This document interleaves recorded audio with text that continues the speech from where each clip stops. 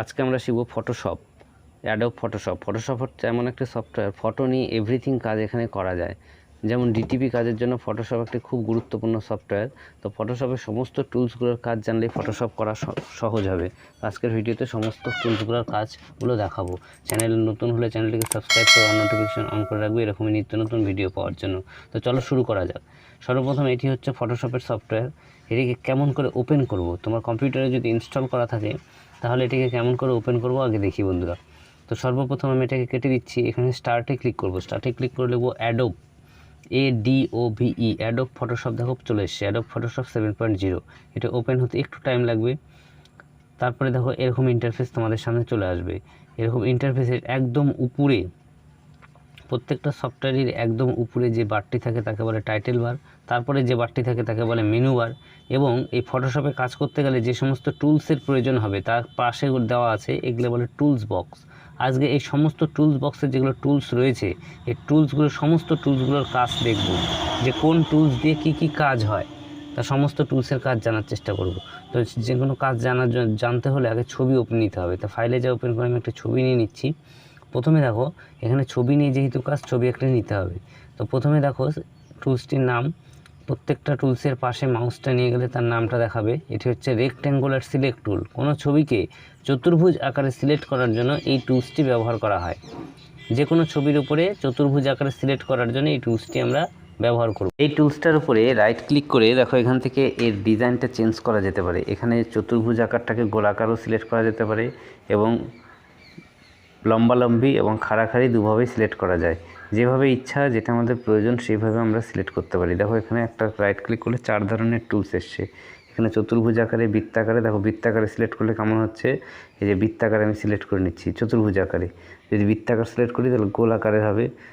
ছবির যে কোনো জায়গায় আমরা এখানে সিলেক্ট করতে পারি, যেখানে আমাদের প্রয়োজন সেখানে সিলেক্ট করতে পারি। এবার পরের টুলস দেখো মুভ টুলস। সিলেক্ট করা কোনো অংশকে, ছবি সিলেক্ট করা কোনো অংশকে এক স্থান থেকে অন্য স্থানে সরায় দেওয়ার জন্য আমরা এই মুভ টুলসটি ব্যবহার করি। যেটুকু অংশ আমাদের সিলেক্ট হয়ে থাকবে সেটুকু অংশই এক স্থান থেকে অন্য স্থানে মুভিং হবে। এর সাহায্যে আমরা অনেক কাজ করতে পারি। তারপরে দেখো পরের টুলস, চতুর্ভুজ আকারে এখানে সিলেক্ট করছি, একটা আলাদা ছবিতে দেখাচ্ছি। চতুর্ভুজ আকারে সিলেক্ট করার পরে মুভ টুলস ক্লিক করছি। ক্লিক করে এখান থেকে ক্লিক করে এক ছবি থেকে অন্য ছবিতেও সরাতে পারি। দেখো এই ছবির উপরে এনে ছেড়ে দিচ্ছি, ছবিটা এখান থেকে এখানে মুভ হয়ে গেছে। এখানে সাইডের যে টুলসগুলো আছে এগুলো দিয়ে একে অ্যাডজাস্ট করতে পারবো, ছোট বড় যেভাবে আমাদের প্রয়োজন সেভাবে আমরা ছোট বড় করতে পারি। ঠিক আছে, আশা করি বোঝা গেছে। সিলেক্ট টুল আর মুভ টুলস এভাবে অ্যাপ্লাই করে দেবো। অ্যাপ্লাই করলে এটা ফিক্সড হয়ে গেল। এইভাবে কোনো ছবিকে এক ছবি থেকে আর এক ছবিতে অ্যাডজাস্ট করা যায়। এই দুটো টুলসের কাজ হলো। এবার দেখো এমন কিছু ছবি থাকে যে সমস্ত ছবিকে চতুর্ভুজ বা গোলাকার সিলেক্ট করার প্রয়োজন হয় না, ছবির শেপ অনুযায়ী ছবিকে সিলেক্ট করতে হয়। যেমন পরের টুলসটি, এটা হচ্ছে ম্যাজিক ওয়ান টুল, লেসো টুল। লেসো টুলের মাধ্যমে যে কোনো ছবিকে আমরা ইচ্ছে মতো যেভাবে আমরা সিলেক্ট করতে চাচ্ছি সেভাবেই আমরা সিলেক্ট করতে পারবো। দেখো এই ছবিটি চতুর্ভুজ আকারে না, ছবির মাথাটি যেমন আছে ছবির চারিদিক দিয়ে আমরা ক্লিক করব, ছবির চারিদিক দিয়েই সিলেক্ট হবে। এই ছবিতে না আছে বৃত্তাকার, না আছে গোলাকার, না আছে দৈর্ঘ্য আকার, প্রস্থ-আকার। তো এটি যেমন আছে তেমনভাবে সিলেক্ট করার জন্য আমরা লেসো টুল ব্যবহার করব। লেসো টুলের আবার 3টে পার্ট রয়েছে। দেখো এই লেসো টুলের সাহায্যে কী হবে, এটি দাগ টেনে যেখানে আমরা টার্নিং করব সেখানে ক্লিক করতে হবে। এইভাবে দাগের সাহায্যে সিলেক্ট করা যাবে। ঠিক আছে, এরপরে দেখো পরের টুলসটি হচ্ছে ছবির উপরে যেখানে যেমন ফেস রয়েছে, যেখানে যেমন শেপ রয়েছে সেখানে ঠিক সেইভাবেই সিলেক্ট হবে। ছবির প্রয়োজন অনুসারে খালি ছবিটির কালার অ্যাডজাস্ট করে অটোমেটিক সিলেক্ট হবে। আমাদের শুধু সেই পাশ দিয়ে মাউসটিকে নিয়ে যেতে হবে। যেদিক দিয়ে আমরা মাউসটিকে নিয়ে যাব সেদিক দিয়ে পরপর সিলেক্ট হতে থাকবে। কালারের সঙ্গে অ্যাডজাস্ট হয়ে অটোমেটিক এটি অ্যাডজাস্ট হয়ে বসে যাবে। সেইভাবে পরপর সিলেক্ট করতে পারবো। যেখানে টার্নিং করার আছে সেখানে শুধু আমি মাউসটি নিয়ে যাব এবং যেখান থেকে শুরু করছি সেখানেই শেষ করব।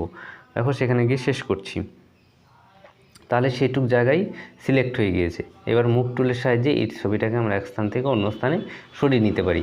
এইভাবেই ছবিগুলোকে এডিটিং করা হয়। ছবির ব্যাকগ্রাউন্ড চেঞ্জ বা এক ছবিকে আর এক ছবির সঙ্গে সেট করা, এভাবে সেট করা হয়। ফটোশপের এভরিথিং কাজ দেখাবো, তো ভিডিওটি শেষ পর্যন্ত দেখতে থাকবে। কোনো অসুবিধা হলে স্ক্রিনে দেওয়া নাম্বারে যোগাযোগ করে নিতে পারো। আমরা এই সমস্ত কোর্সগুলিও করে থাকি, আমাদের কাছে খুব কম খরচায় অনলাইন অফলাইন দুভাবেই কোর্সগুলি করতে পারো। এরপরে দেখো পরের টুলস ম্যাজিক ওয়ান টুলস।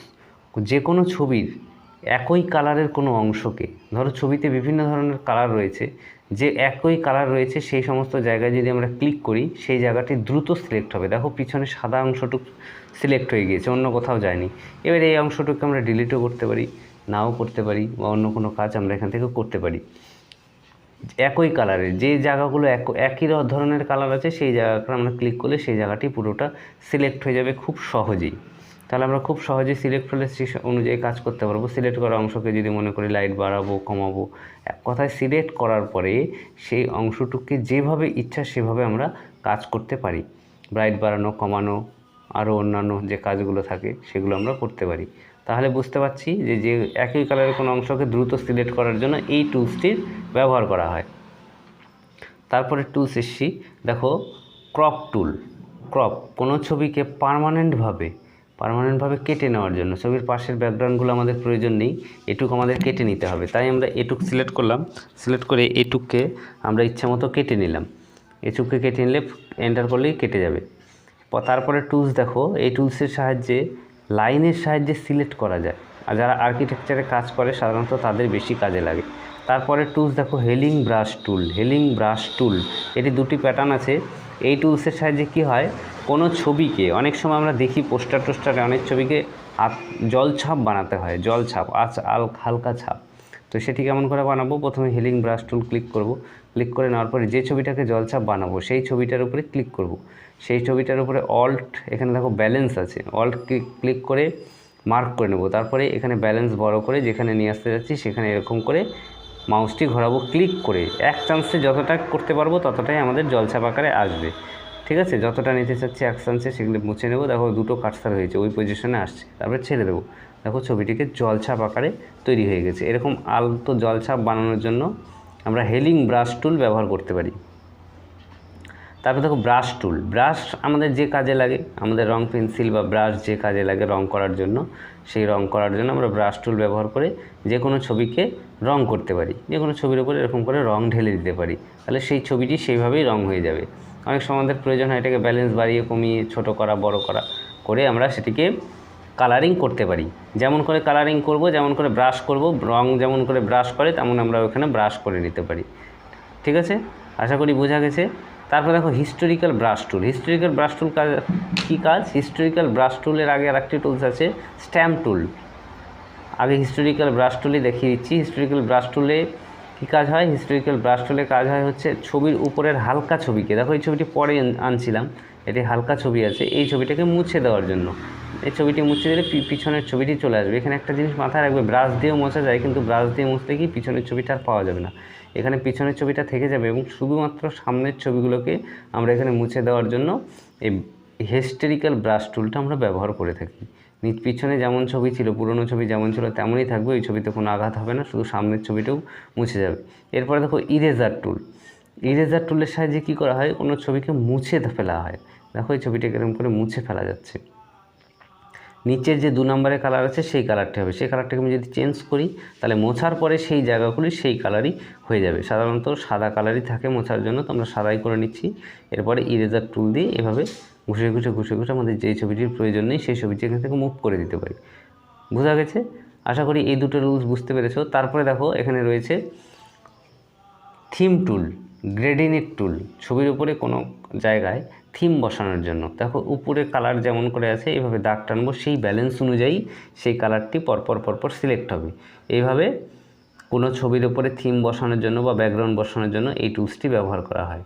এরপরে দেখো বুলার টুল। ছবির উপরে কোনো ডিসপুট থাকলে, ছবির উপর অনেক সময় থাকে না ছবির মুখটি ফেটে গেছে, দেখো এই ছবিটি একটু ফাটা আছে, এবার এখানে ক্লিক করে এই ছবিটিকে এরকম করে ঘোরালে এই ফাটাগুলো বা ডিসপুটগুলো, খারাপ অংশগুলো খুব সহজেই সিলেক্ট হয়ে যাবে।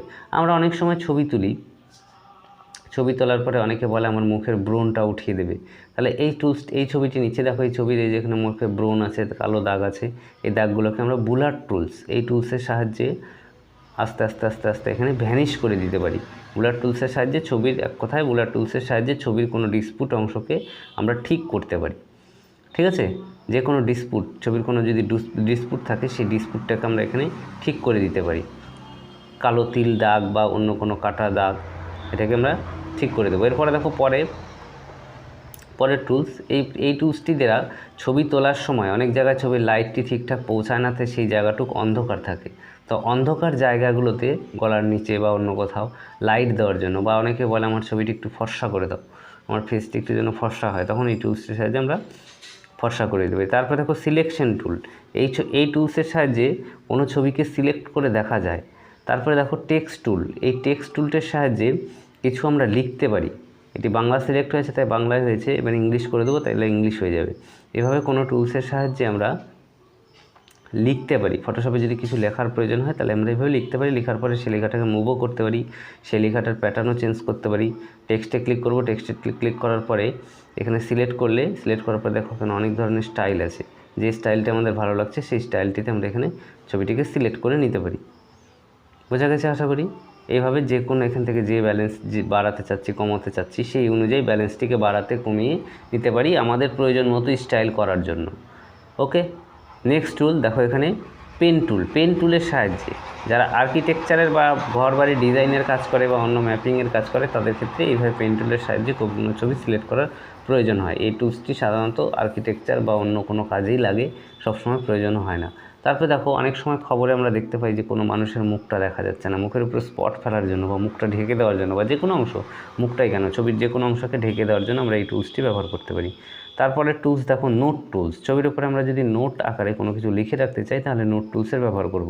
তারপর দেখো আইডপার টুলসের কাজ কি, ছবির কোনো অংশে এই দেখো এই যে অংশটাতে কি কালার রয়েছে সেই কালারে আমাকে বাদবাকি অংশটাকে কালার করতে হবে। তো ছবির কোনো অংশে কী কালার রয়েছে সেটা টেস্টিং করার জন্য এখানে ক্লিক করার সঙ্গে সঙ্গে সেই কালারটা উঠে যাবে, ব্রাশে সেই কালারটিতেই পরিণত হবে।